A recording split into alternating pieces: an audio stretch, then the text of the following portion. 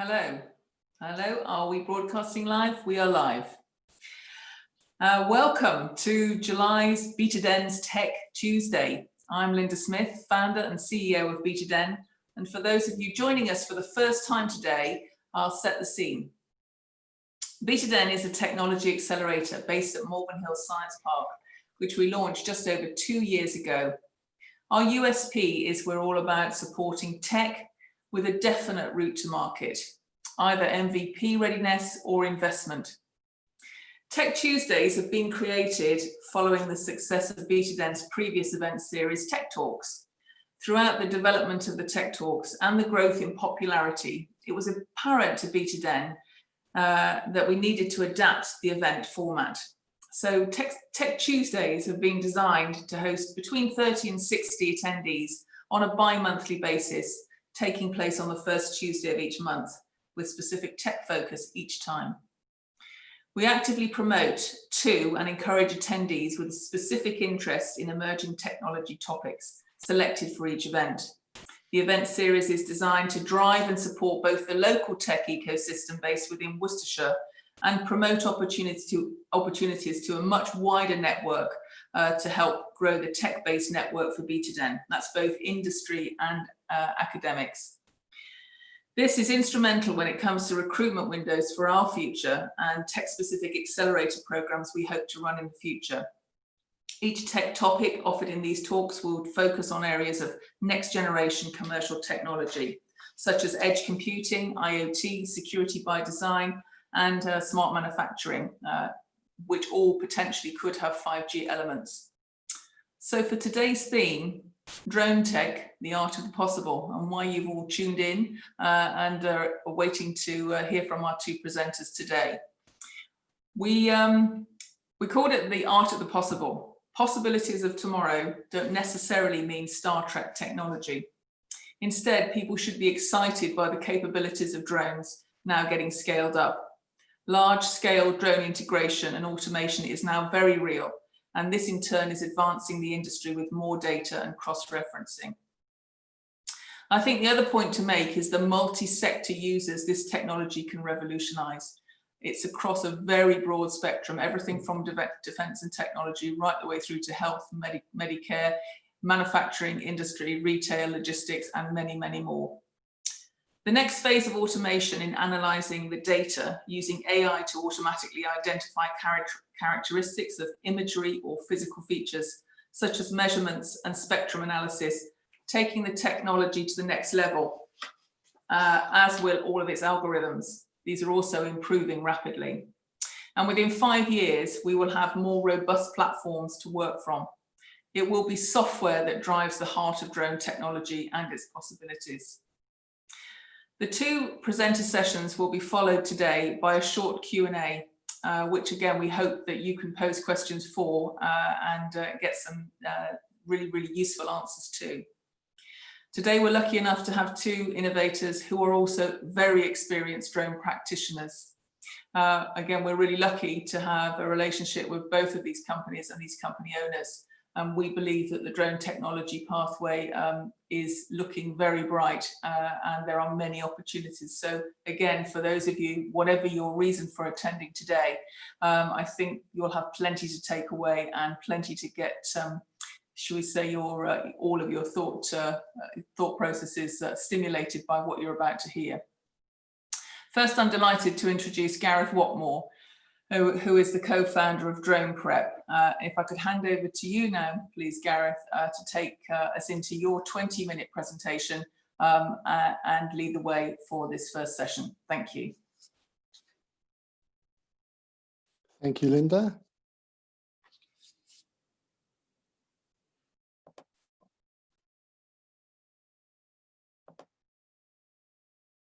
Right, I think I've got control. Thank you very much, Linda, for that wonderful introduction there.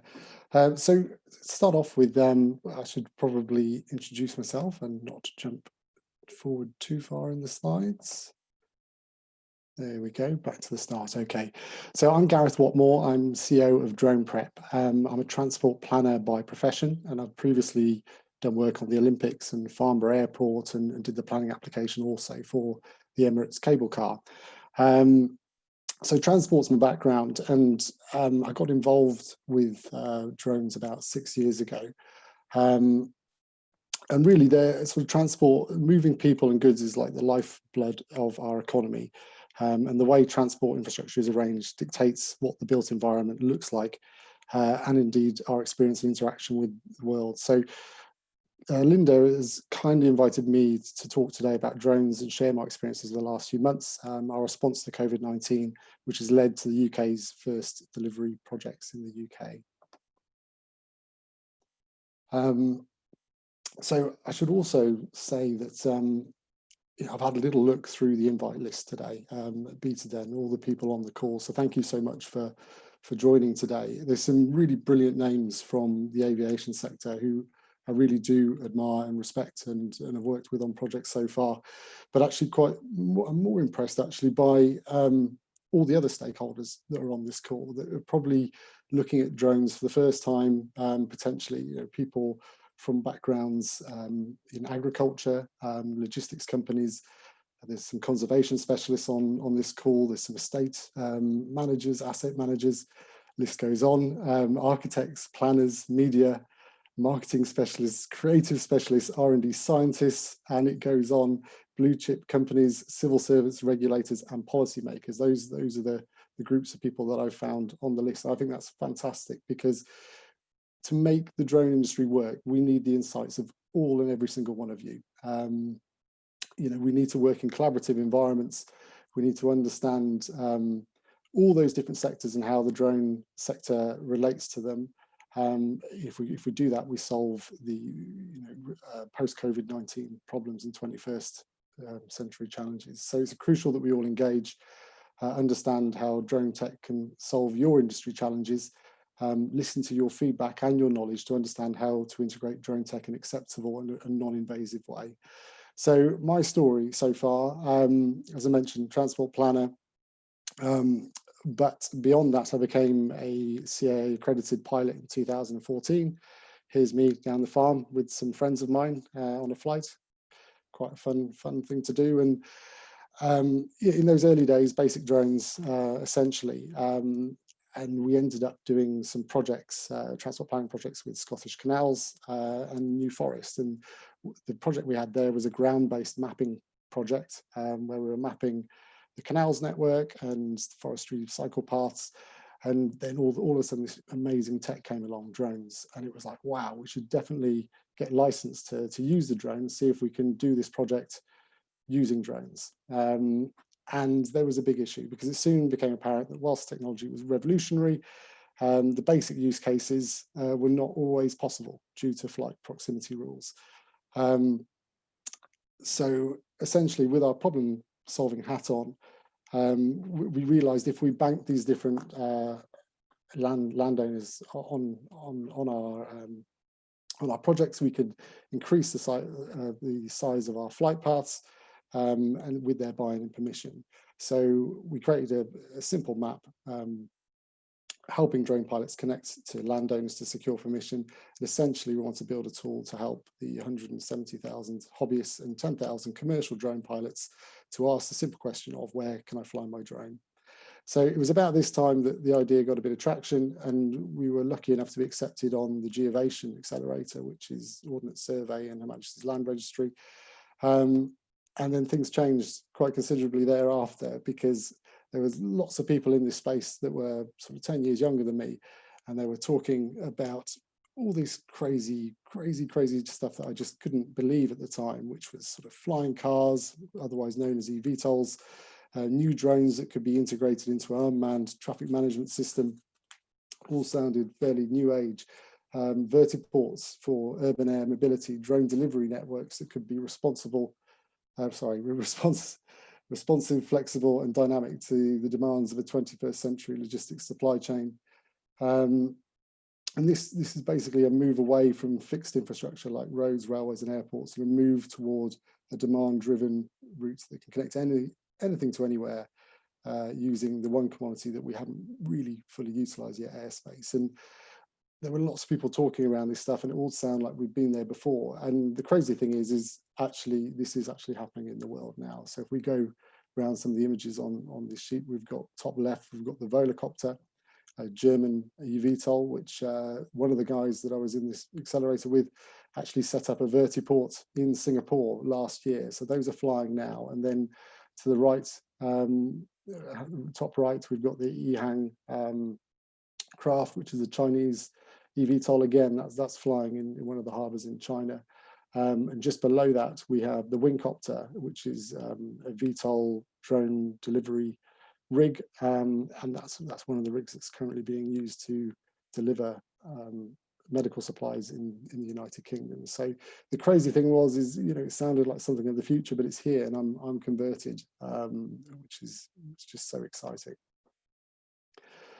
So we sort of turn to realize, to talk more about realizing the potential of tech here. So, you know, we've got such an exciting thing going on in the drone and eVTOL world, but actually, you know, there's lots of good ideas in tech, and not all of them are realized. And here are some examples. So top left, we've got Google Glass, a really fascinating technology developed by Google about 8 years ago for augmented reality in goggles, and they threw millions and millions of pounds at this solution. It's Google, so you'd expect them to get it right. And as it happens, they were too busy, they were too siloed. They forgot about some of the stakeholders and how to integrate the technology successfully. They didn't really consider people's privacy. And this was the undoing of Google Glass, because whenever they trialed it, they realized that the public perception was awful. They just thought people were spying on them. So they had some really avant-garde technology, but it wasn't fulfilled, and that project was not materialized. And it's only now that AI is beginning to happen again. So there is a potential. You can have all this great technology, good people working on stuff, but it doesn't become adopted. Likewise, if we go far right, those are Segways. So Segways were around from the mid-90s onwards. Brilliant technology. You know, could have revolutionized how we traveled around urban environments, electric transport, you know, way before its time. We could have reduced pollution and all sorts. And again, the same situation applies. We've got some people that are potentially siloed and don't consider all the stakeholders necessary to achieve mass adoption. And the area they didn't consider was how to get past the very specific regulations we have in the UK about transport on roads. So essentially, they also weren't adopted. On top of that, we've also got the e-scooters, which, you know, they're sort of in the balance at the moment. We might adopt them, we might not. And there's trials at the moment giving e-scooters rights on the road that the Segways were never afforded, but already that's causing a complex debate between people and different stakeholders. So the representatives for the visually impaired community are worried that those vehicles might interact in a negative way, and again, that might stop us from adopting that technology. So there's a big question mark. We've got such exciting technology around drones, but the big question mark is, are we going to fulfill the potential, and how are we going to do that together? So I think in this situation, this is where we can learn some lessons from history. So, you know, I think we've been here before. So some interesting anecdotes here. So there's some pictures to do with adoption of previous transport solutions. We've got a sort of bottom left, that's essentially an image of the first passenger railway in the United Kingdom, 1830, the line between Liverpool and Manchester. And when people spoke about wanting to travel by train, there was a great concern in the public that if we travelled above 20 miles an hour, that we'd turn inside out. That was what the Victorians thought. And of course, that's not what happened. If we go further up here, this chap next to this jet aircraft here is Chuck Yeager. Again, there were similar worries about breaking the sound barrier. That's the aircraft that broke the sound barrier in 1947. And again, they got past that, and the fears were relieved. So there's lessons about basically learning lessons from history. You know, for public acceptance, we need to overcome fears, and we can do that by demonstrating things for the first time. Overcoming adversity. So again, the George Stephenson train down here, they overcame adversity quite considerably. They did so because on the primary trip via train, the MP for Liverpool actually died during this. Sorry, I'll just take some water.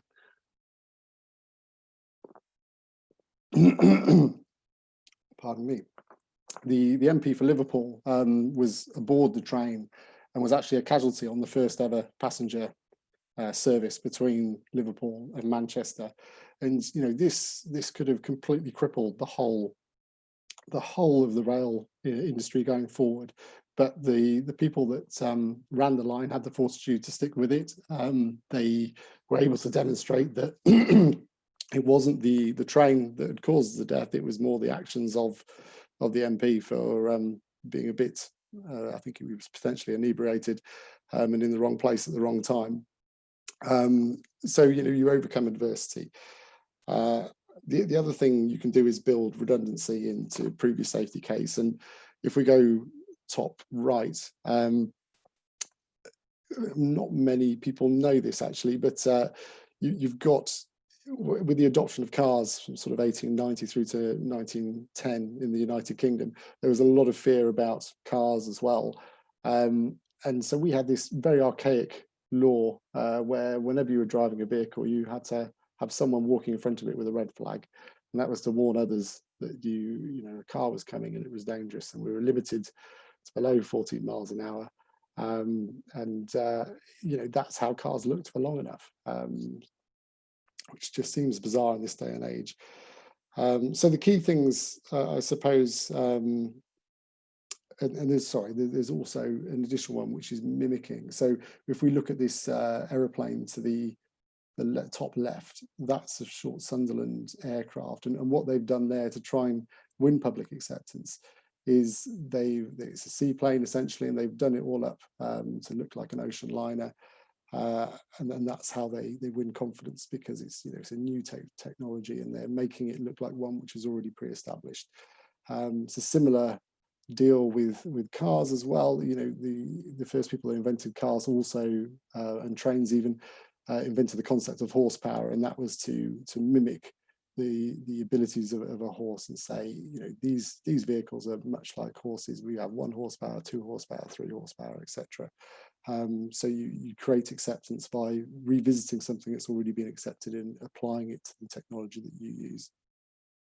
So essentially, we need to understand the strategic landscape which tech will serve, understand the fears of tech adoption, win public acceptance by making small steps, by proving concepts, and show the value it can bring to other sectors in society. Incidentally, there's one aircraft here we've not spoken about. It's the one top middle.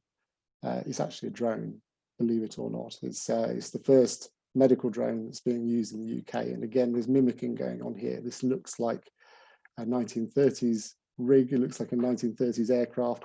And one of the reasons why it's a really good place to start with adoption in the UK is because it looks like something that people already accept.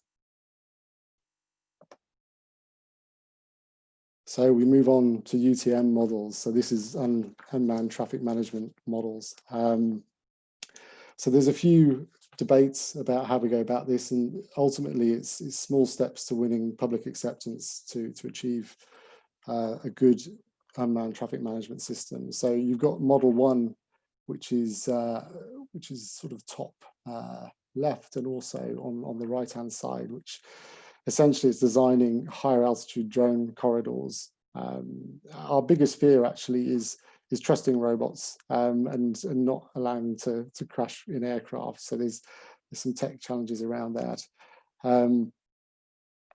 But ultimately, it's if we have these corridors, so the way it works is you take off from low-level airspace and then you end up in a high-level airspace and you have a corridor. It's going to be aircraft all in the same space together.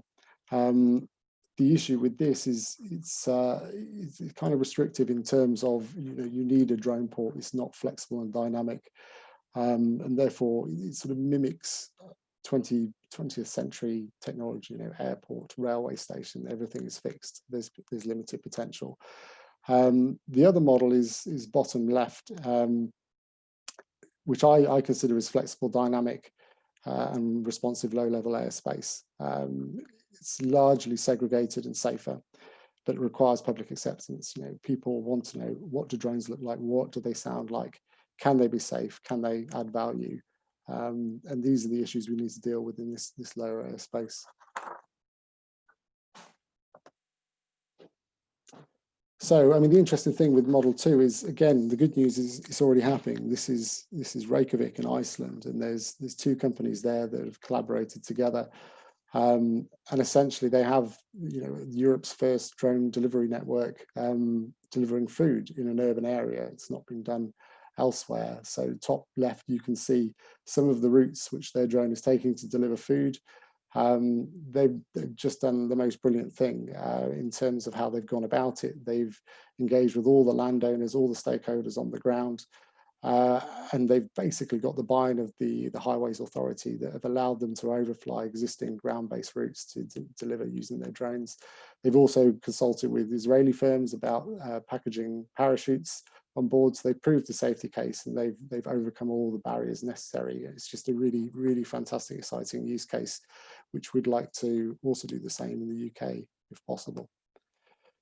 So that brings us on to, what have we been doing during COVID-19? So Linda sort of mentioned it there at the start there. So we're building a platform, but actually the last 3 or 4 months have been completely upside down, just like they have been for most of us. And we've sort of pivoted towards some large consortia projects that we're involved with that have been dealing directly with COVID-19 response. And the first one of those, bottom left, is the Wind Racers consortia with the University of Southampton. We'd previously got some funding from the DFT to deliver a much larger project. And this particular vehicle, it was scheduled to fly in about 2 years' time after a whole load of R&D had been completed. We were asked to deliver a similar use case for it as a consortia within a 3-week period, and we did. The rig at the bottom there can carry up to 100 kgs of cargo and is flying over the Solent to deliver medical supplies to the NHS. And that's just been a fabulous project to be involved in. It was the UK first. The project moves on. So top right, we've got 75 different surgeries in the Hampshire Solent region. All of those are to be connected by drone in the future, and we're going to move path supplies between each. It's going to make everything far more efficient for the NHS, and it's estimated it would save the NHS up to £2.5 million a year just from that one area. And then top left, you've got Skyports and Wingcopter, who have been the first VTOL drone to deliver medical supplies in Scotland between Oban and the Isle of Mull. And again, they've just been doing some absolutely fantastic work, because the route there, if it's not done by drone, it will take 6.5 hours to move the same goods, whereas by drone it takes 15 minutes, which is absolute revelation, and really shows that drones can be used for time critical delivery in rural areas and really, really add value. Incidentally, Wingcopter and Skyports have also done brilliant work north of the border in terms of engagement with environmental stakeholders to ensure that birds are not interfered with in a negative way whilst this drone is flying sub 120 meter envelopes. And that's fantastic, and that's the type of engagement that we need to open up further opportunities in this space. And likewise, the Wind Racers team have worked diligently on new protocols for medical delivery, including how to define standards for dangerous goods delivery and how to ensure that medical samples can be transported and remain in the correct state when they arrive. So again, I'm revisiting or checking the clock at the same time, but I'm revisiting some slides here which broadly explain what our proposition is at Drone Prep. So again, we're sort of moving on from opening up that door through the medical delivery. We still want to help to define how the future skies are going to look like in the UK, and we strongly believe that that's in the low level airspace, and it's about flexible and dynamic delivery, which is what you can deliver by by making a solution in low-level airspace. So there's 170,000 recreational drone pilots all wondering where they can legally fly their drone, and 10,000 enterprise drone companies want to obtain access to low-level airspace to deliver new drone use cases in the UK economy. Altogether, the largest strategic landowners own about 80% of the land in the UK, and it's those guys that have a policy perhaps about drone access but aren't communicating it, and that's what our platform seeks to arrange. So again, the premise is very simple. Drone users need a landowner permission to take off land and to overfly property at low altitude, but they find it difficult to find out who owns their land and to agree terms of access. Whilst on the other hand, landowners are concerned about drones flying from and over their land without their permission, but they rarely communicate and publicise their drone policy to the drone community. And yeah, there's a couple of slides there which I was expecting to see at the end, which I'm not. But essentially, I can probably hand back to Linda at this stage.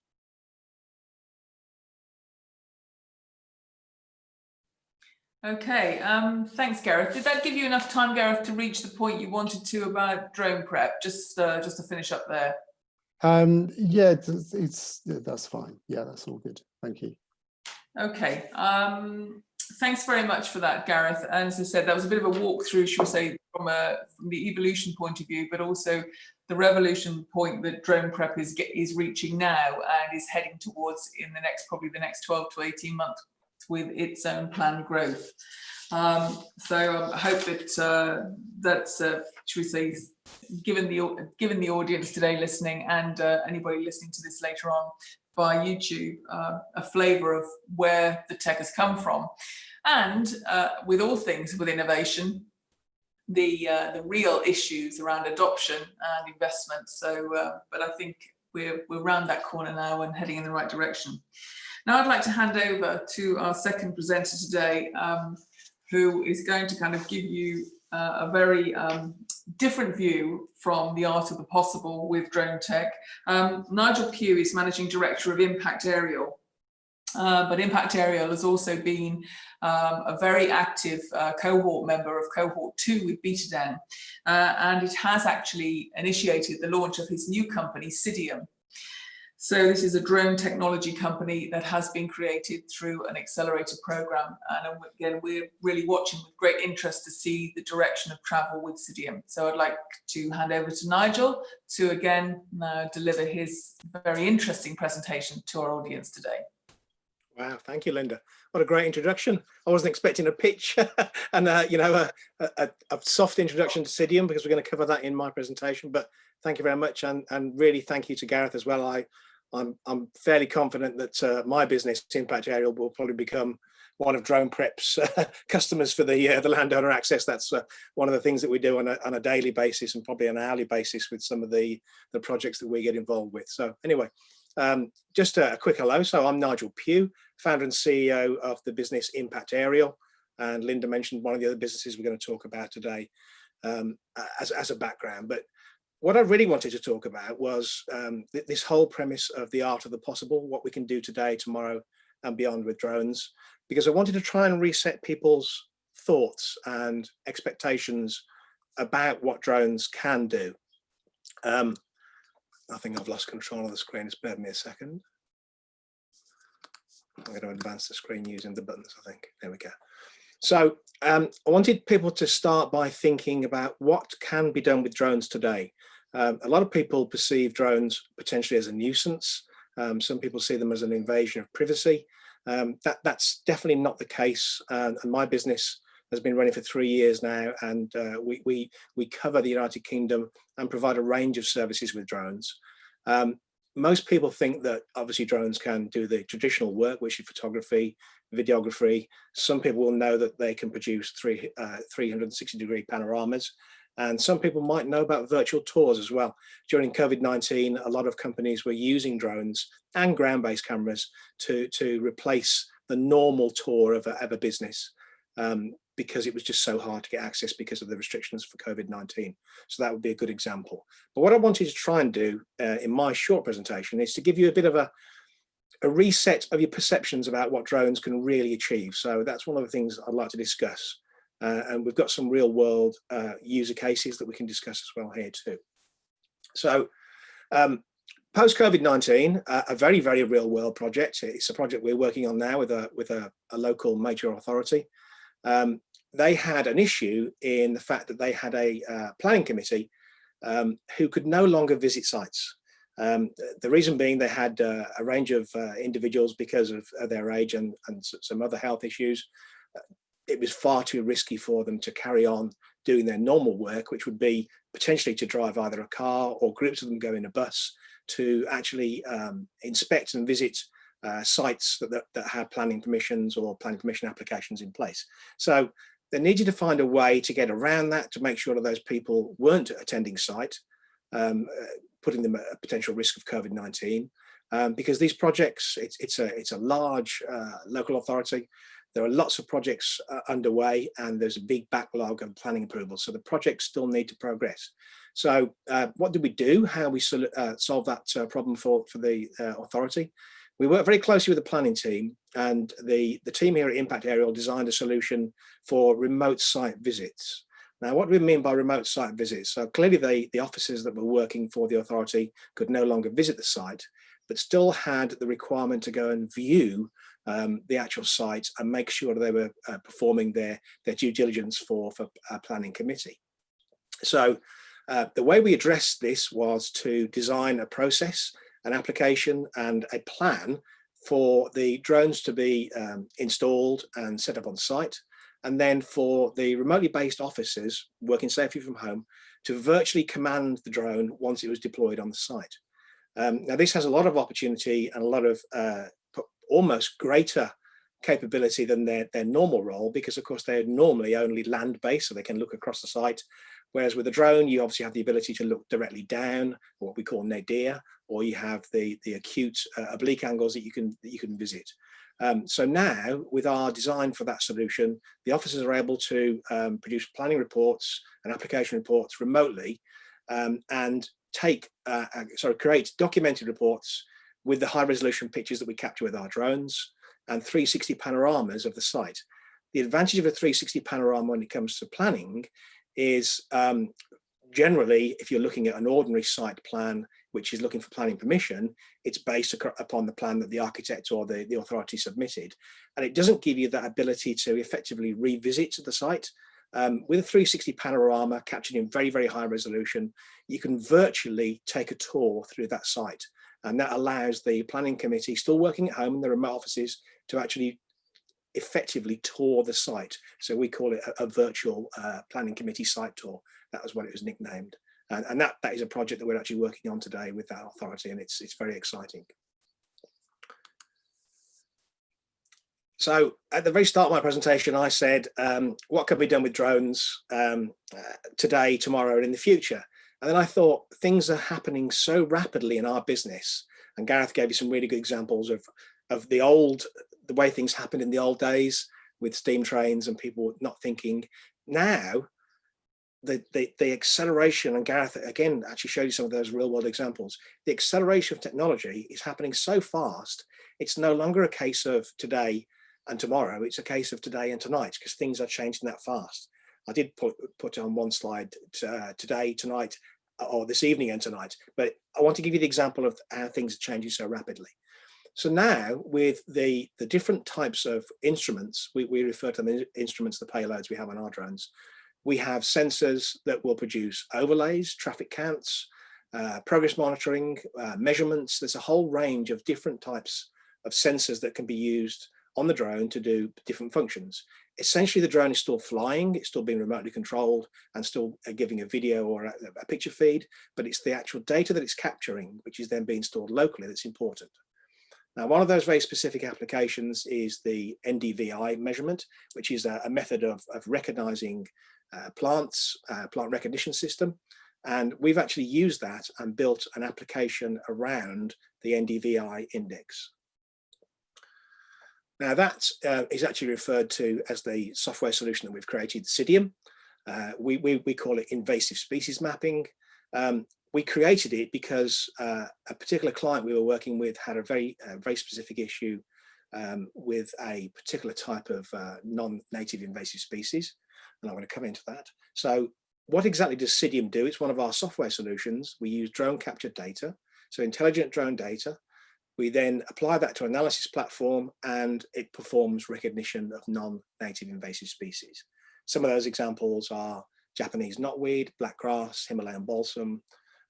They are plants that have a very strong, aggressive rate of growth and cause large amounts of damage to infrastructure, particularly for construction and the railway industry as an example. One of the big issues, once particularly with Japanese knotweed, once it's actually managed to start growing in an area, is the cost to remove it, and that can be very, very high. Single instances can be £40,000 to £100,000 to remove. So clearly, you don't want to let it actually start growing. So the solution we designed with Sidium was an early growth recognition to make sure that you recognize it before it actually starts to cause problems for your building or your construction, whatever work it is you're doing. So how do we do that? We have a regular drone survey of the sites deemed at risk. The client generally knows that. They're looking for it because they might have been informed, again, by an authority or another business that's told them there's a risk of infection. So we run automated flights weekly and monthly. The Sidium software then starts by baselining the site. So it looks at what it sees and builds a baseline so we understand the objects that are on that site. We refer to that as what's normal. And then Sidium's artificial intelligence system recognizes deviations from normal. So we call that what's changed. So alert us when something has changed. And then we have a difference engine with analytics built into the package that will create alerts when something changed and will produce an alert and an event report. And we call that what changed and when. So we need to talk about what can be done with drones tomorrow. So a lot of people are a little bit concerned about the potential for higher levels of invasive privacy invasion, I should say. So tracking and artificial intelligence and decision making, they're all things that are happening actually now. So it's not even tomorrow. There are projects underway, and the changes are going to come as regulations are potentially relaxed, or at least they are being controlled so that we are all performing within a set of predefined parameters when it comes to using semi-autonomous drones. Semi-autonomous, the advantage of the semi-autonomous solution is, of course, it's going to perform repetitive, complex inspections without the necessary intervention of a controller, of a pilot in whatever case it might be. But it's the fact that you can repeat the inspection on a regular basis, and it's semi-autonomous, that gives it a great deal of advantage. So again, I talked about the future. So this is actually not quite the future because this is happening now. This is a project that we actually are working on with a major UK organisation. Started in 2020, sadly got a little bit delayed because of the issues with COVID-19. But we've created, and are still creating right now because it's in its early evolution phase, a solution for autonomous inspection. And we've given it a name so that we can refer to it. It's called the Air Unit, which is the autonomous inspection robot. I like to refer to drones as a robot. They're a remotely controlled device. They're capturing data. They're doing something with that data, and then somebody else is manipulating that data. That is effectively what a robot does.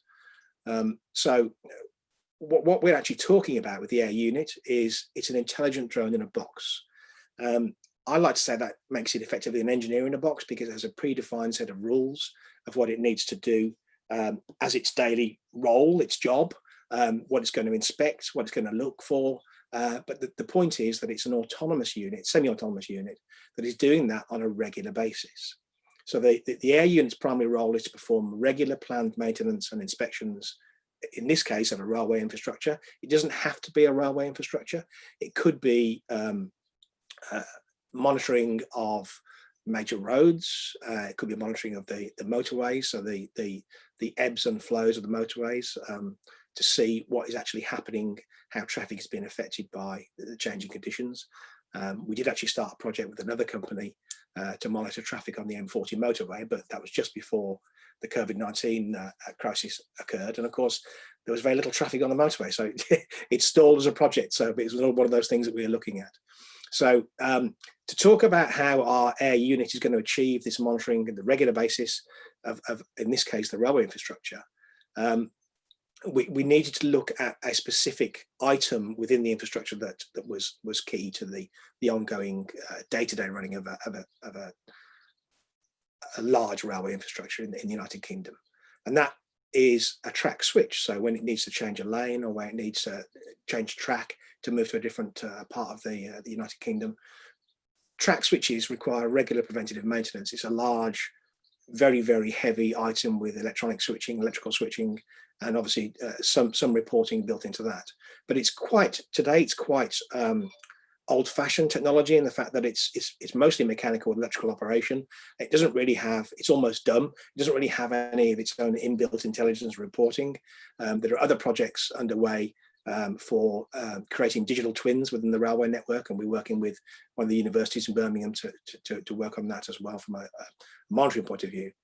But the point is to produce a method of monitoring, and in this case we're talking about the track switches, that allows whoever's making that inspection to do it safely and efficiently. So the best way to do that is actually to remove the person from the equation.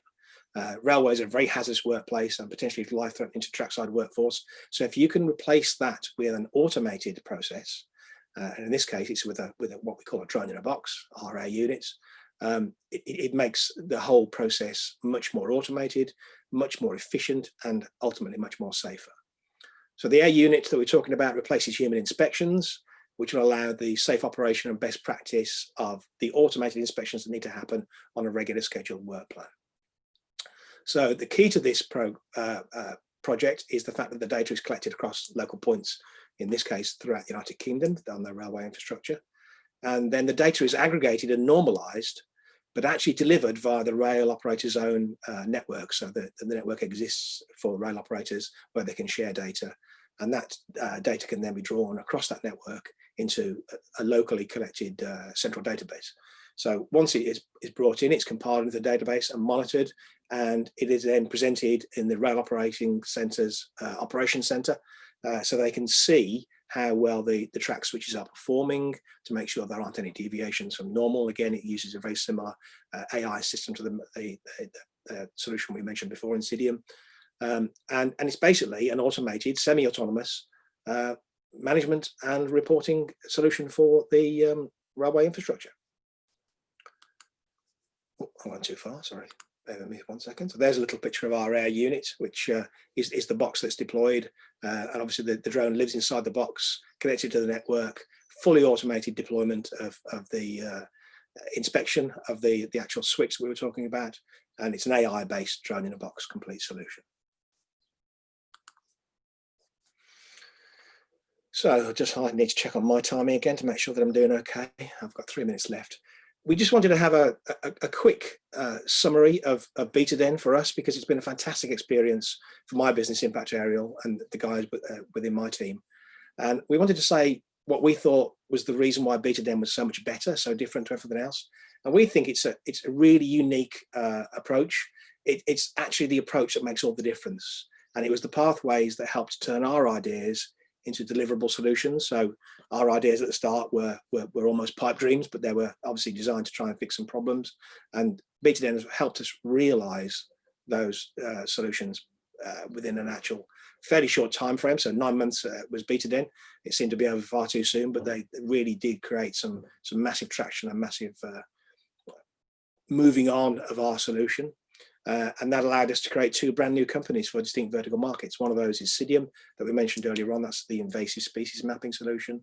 And the other one is Narika, which is an AI-based reporting platform for GeoInit, so intelligence for ListX organizations in defense, where they are monitoring assets on the ground, and the drones are used for making sure they are assessing those situations from a threat perspective safely for the operatives. So once again, we're coming to the end, and Impact Aerial just want to say really thank you so much to BetaDen. Thank you for inviting us to this presentation today. It's been great to talk about some of the projects we've worked on, real projects that we're thoroughly enjoying and we're working on right now. And we just really wanted to extend our personal thanks to Linda and the team at BetaDen, because It's been a fantastic journey, and thanks again, Linda and the guys, and good luck with cohort 3. It's been wonderful. Thank you very much indeed, everybody. Okay, if you could just pass the control back, that's great. Thank you very much. Obviously, we'll take all praise given, but obviously it's about what Impact Aerial, Narika and Sidium are doing, which is what today's session is around. And now I'd like to move into the Q&A session with our panelists. For a short Q&A, we've got some questions in, and I would like to perhaps pose them to obviously both Gareth and Nigel, but I will give you both the option to answer if you're comfortable answering. If you're not, hand to each other in relation to expertise. So a couple of questions straight off the portal. I see rules being relaxed this week on BVLOS in Canada. What changes will rules and regulations in key markets like USA and EU around BVLOS bring, and what do we expect the timing and roadmap to be? And these questions come in from Intelligent Energy. That's one for you, I think, Gareth. That's no, your area. Yeah. Happy to take that. So yeah, for clarity, for those that aren't aware, BVLOS is beyond visual line of sight. So that's long distance drone applications, which at the moment are not easy to achieve in the United Kingdom, but not impossible. And actually, the medical cases that we spoke about during the presentation earlier, both of those achieved BVLOS in the United Kingdom for the first time, proving that that is possible with the right engagement with either the Civil Aviation Authority or other ground-based stakeholders, environmental stakeholders, and you name it. But to address the question directly, see the rules being relaxed this week on BVLOS in Canada. Yes, that's definitely taken place. It's not the only place either. Dubai has also relaxed their rules quite recently, and I suppose places like Canada with sparse populations, there's all sorts of incredible use cases that can be done in terms of drone delivery, but in terms of inspection on utilities. And there's not too many ground hazards because it's such a large and vast country. Dubai is a bit different. It's actually quite the opposite, but in terms of the way that places, different places in the world are regulated, it's a lot easier to get permissions through places like Dubai because there are less people there to give things the green light. Whereas, as you're aware, in the United Kingdom, there's all sorts of people we need to consult with before we can change anything or do anything differently. So yes, I think the BVLOS thing is very interesting and different depending on where you are in the world. But the quick answer, now I'm finally at the quick answer bit, is I think there's lots of use cases, all the things you could possibly imagine, including drone delivery from anywhere in the UK that needs a drone delivery from any place, a lovely, flexible and dynamic system to do so. eVTOLs, so drones with people in them, essentially, all of that is on the cards once we've convinced people and we've worked together with different sectors to prove that BVLOS is safe, but also the right thing for society. Time frame, depending where you are in the world. So you've got the likes of Uber Elevate in the States and also Australia that want to do air taxis in the next 3 to 4 years, I think it is.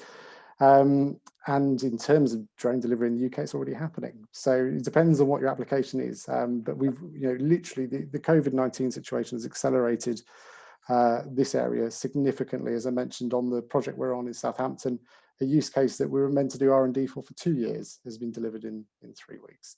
So wow. where there's a will, there's a way. I was going to say, okay, UOR, definitely. Question for Nigel in relation to the autonomous inspection robot. Is Air an Azure drone product? Well, that's a really good question because they've actually found us out there because I had to use a stock photo, which is the Azure Drones product. We don't have a photo of ours because we had to sign an NDA with the company we've created it with. We will get some photos when we're doing further development with that. I did cheat by using that photo because I wanted to show what a drone in a box is effectively like. So it's not, Air is not an Azure Drones product, I'm sorry to say, Michael, to answer your question directly. Okay, thanks for that. Another question in relation to battery life. So batteries have limited energy density. Hydrogen fuel cells are commercially available now that offer 3 to 5 times the flight duration or higher payload. Will much longer flight times and larger payloads have significant impact on the industry? Do you want me to answer that one, Gareth? Yeah, do you want to go? Yeah, I can do. Stab there. So different types of propulsion for drones. Clearly, one of the biggest limitations is the battery power. You don't have to be limited by battery power because we do have access to tethered drones these days, and tethered drones can be used for providing the power. So it's effectively a cable between the drone and the ground, and the method of data collection too. But the question was more about, I think, about hydrogen and hydrogen fuel cells. And I think without a doubt, you'll see a lot more of the large scale industrial drones using hydrogen fuel cells. I also think you might see quite a few hybrid drones where there is effectively an engine, a fairly normal internal combustion engine on the drone, which is also generating power for it to stay in the air much longer. So supplementing the electrical power system that's on board.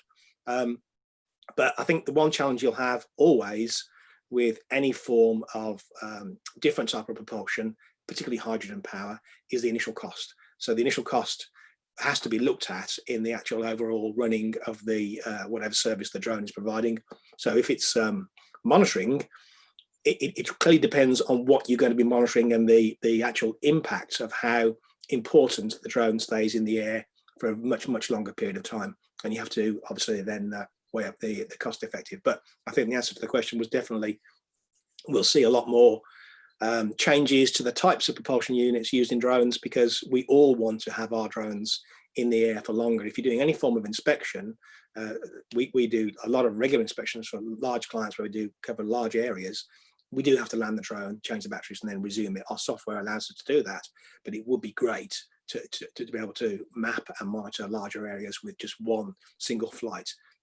We can do that today. So there are a lot of platforms which are VTOL, so vertical takeoff and landing, and then they transform their flight pattern effectively into more like an ordinary aircraft, and then they can go away and do a semi-automatic mapping. They fly longer because they're generally a little bit like a radio controlled plane. It looks like a large foam wing, but they don't have so much propulsion requirements. But the ultimate answer to the question is yes, we will see many more hydrogen and hybrid based drones flying in the future.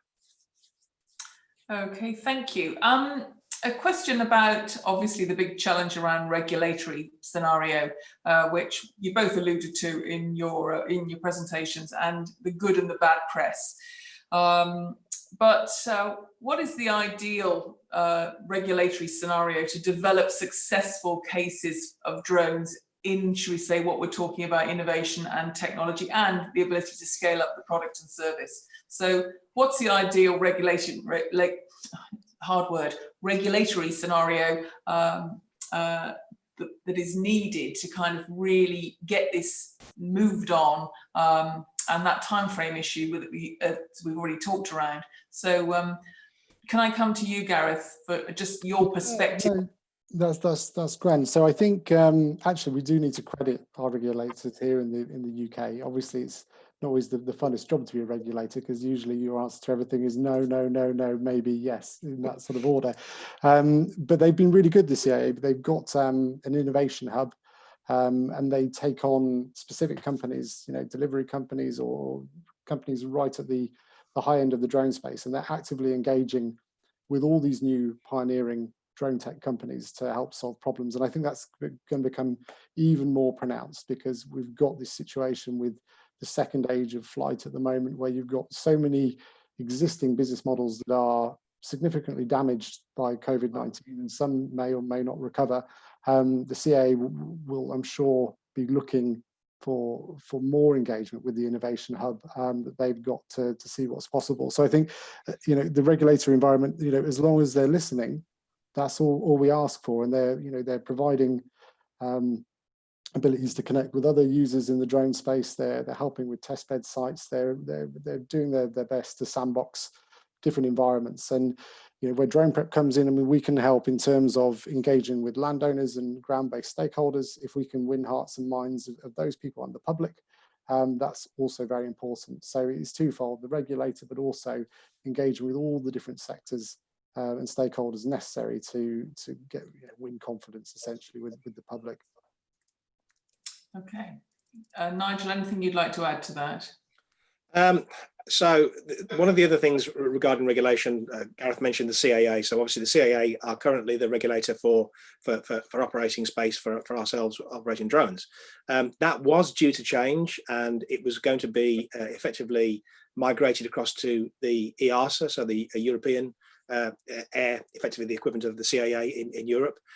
That's been delayed. I think it was going to happen in July, wasn't it, Gareth? That was the plan, and it's now being pushed back to pushed back towards the end of the year. I think because of everything that's happened with COVID-19, it probably will get delayed perhaps to next year now, and I think we'll see a change. But that will actually allow some quite different methods of control, and potentially open it up a little bit, because they are, I'm not saying they're more relaxed, but they have different views and different ways of approaching it. And I also think we are working with people like the satellite catapult. Those organizations will also start to have much more of an input into the flight space that we all use as drone operators. I think you'll see some changes. Ultimately, it's going to come from government if they want to impose, much more strict flights. I'm sure Gareth would like it if they did impose some more some strict flight controls, where we can actually work in defined controlled air corridors for drones, as well as the flight corridors that exist. But I think we'll see. The honest answer as operators is we really don't know today what's happening, because it's literally a movable feast. It's got delayed by COVID-19. The CAA didn't really wash their hands and sort of hand it over to the EASA regulations, but a lot of pilots felt that they were going to be left high and dry because they weren't sure what the regulations were going to be going forwards. We've had a change in the methodology for certification and testing of drone pilots. That all came about because of the EASA regs being introduced. So the answer is it's going to be dramatically changed, but honestly, we don't know, because there are so many unanswered questions about the regulations going forwards. To jump in on the end of that, if I may, I mean, there does appear to be a real appetite actually at the moment, I think, from the civil service and from government towards innovation. And even recently, the government's announced this Jet Zero Council with the ambition of doing electric powered flight across the Atlantic within 10 years. And there's a real big push in politics at the moment for more R&D funding, more innovation. And I do think the regulation environment will change as and when we can demonstrate we can do things safely. Okay, I'm going to have to cut to the last question now, if I may. We have a great question in from one of our Australian attendees today, Fiona Lake. So I'm going to really, again, to both of you, I'll put it out there. So Fiona asks, it's directed to Nigel, I would stress, recognizing weeds. How much work has to go into machine learning so that weeds are correctly identified? At a drone conference in Amsterdam last year, someone in electricity tower inspection talked about having to feed in many thousands of images to get reliable accuracy. And just as an aside, weeds cost Australia an estimated $8 billion Australian dollars annually. So spot spraying drones have huge potential to save money and treat weeds effectively. So a bit left field, but an area which, should we say, has a huge, should we say, cost element to it. So Nigel, thoughts on that? And it's great because it's not really left field. It is one of the biggest issues when it comes to recognizing, it doesn't have to be an invasive plant species like Japanese knotweed or Himalayan balsam we talked about. I mentioned also black grass. You're looking for anything that's got a aggressive rate of growth, which will have a dramatic effect on whatever environment it's going to go into. And the answer to the lady's question is, of course, you do need to feed very, very large data sets. And the growth of our solution, our platform, Sidium, is based around a lot more investment into some very high-level processing capabilities to actually populate that AI engine with a vast amount of imaging and deviation imaging so that it can recognize those plant types. And of course, you don't want to just recognize 3 plant types. Ideally, you want to recognize every single plant type, and that's a really big challenge. So we specifically went for several of them because, of course, we had a client that was very interested in looking, or mostly interested in getting rid of Japanese knotweed because of the costs and the damage to their building. But it can be done. And I like to say to people, we don't try to say we will recognize every type of weed. Weed's a great phrase. It doesn't have to be a weed, it could be anything. What we're trying to do is recognize And that's the important thing. The deviations from normal, when we do the baseline, we're looking for changes. So it could actually be, it could be a flower growing very, very rapidly and something different. It might not be a weed. It might be something that you want to see growing. But we can recognize a lot of other species. They could be weeds, they could be anything. But the answer to the question is yes, it can be done, but it does require a lot more work and a lot more image processing to be applied.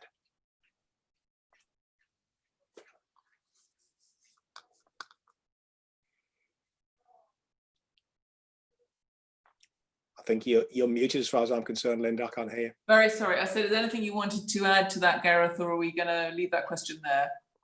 I think on this one, Nigel is the absolute specialist. So I can't. I wouldn't say that, but that I appreciate it. Okay. Well, as I think we'll bring today's Tech Tuesday to a kind of end. But again, really kind of interesting area we've covered today. And as I said, you've heard from two of our leading exponents in the field for this. So I hope our listeners and attendees are enjoying this information.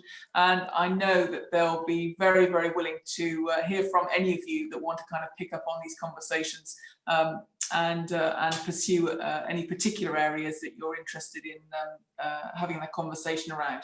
So from me and the BetaDen team, anything you want to know about BetaDen, it's all on our website, which is beta-den.com, which has recently been refreshed. So I hope there's lots of new information available on there. The next Tech Tuesday event is the 8th of September at midday again. And the topic this time will be security by design, which is again 3 tiny words, but the reality is the standardization challenge around security by design, again, across the whole spectrum of sector delivery and societal digital transformation. So we are really hoping that we're going to have 3 leading speakers for our Tech Tuesday on the 8th of September, and particularly with Worcestershire's big lead on 5G commercial testbed, which we hope to be releasing some information around soon. All of that starts to knit together nicely with the potential around a lot of technology, IoT, edge computing, and as I said, this big security by design conundrum, which is eating up tech that's on the market now, but is looking now for the next level and the deeper need for that. But thank you very much to both of our presenters today, to Gareth Watmore from Drone Prep and for Nigel Impact from Hugh. Nigel Impact. Nigel from Impact Aerial and Sidium. I'm Linda Smith, CEO of BetaDen. Great to have you on board today. Please come to all of our tech talks or any of our future events. Thank you very much for attending. Thanks, everybody. Okay. Thank you. Bye-bye.